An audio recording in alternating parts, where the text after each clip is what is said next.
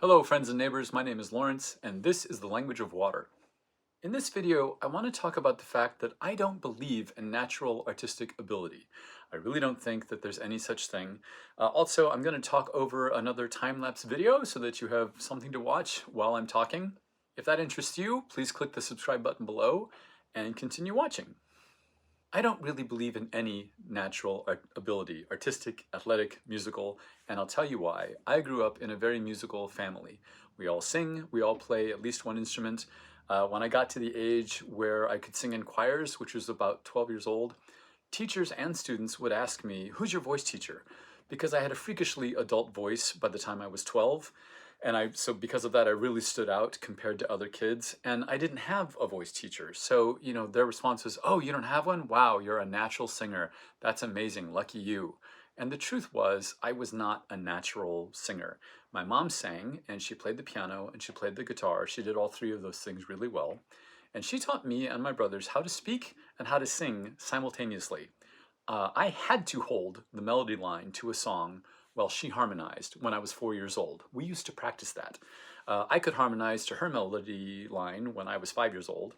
And if I was singing at home, just in another room, like with the radio or just to myself, and I hit a wrong note, my mother would shout, "No!" from another room, and she'd sing what that was supposed to be.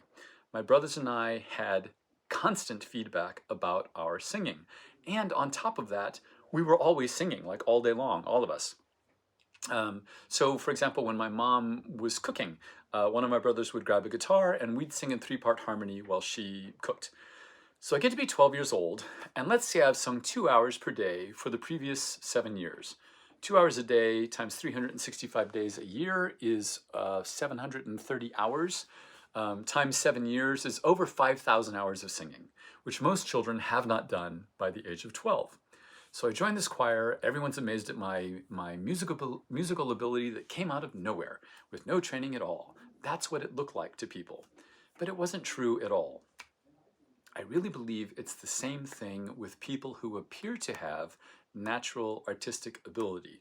They tend to have grown up in artistic families, the way I grew up in a musical family.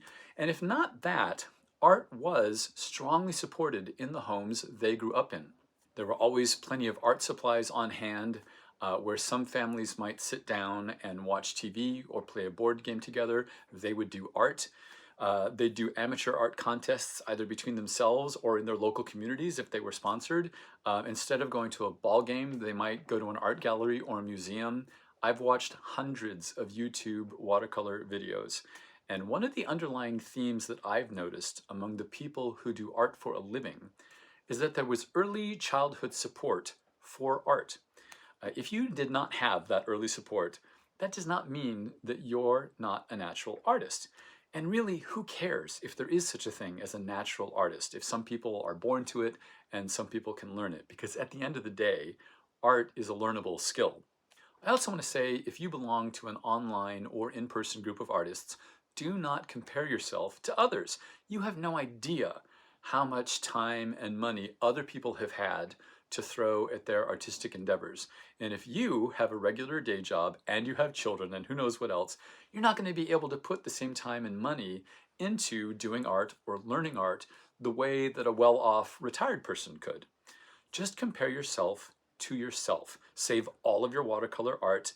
I have a couple of stacks of paintings in a drawer that I've kept. They're really great to demonstrate to yourself how much you've improved over time. Some of the stuff that I look at back a couple of years ago, I was so proud of it at the time. And I see it now and I think, wow, I've gotten a lot better. And that makes me wonder, in a year or 2 or 3, am I going to look back at today's art and think the same thing? I'm actually pretty sure that I will, because it's very rare that I'm completely satisfied with a painting. So that's all for this video. Please subscribe if you haven't already, and keep on painting, and thank you for watching.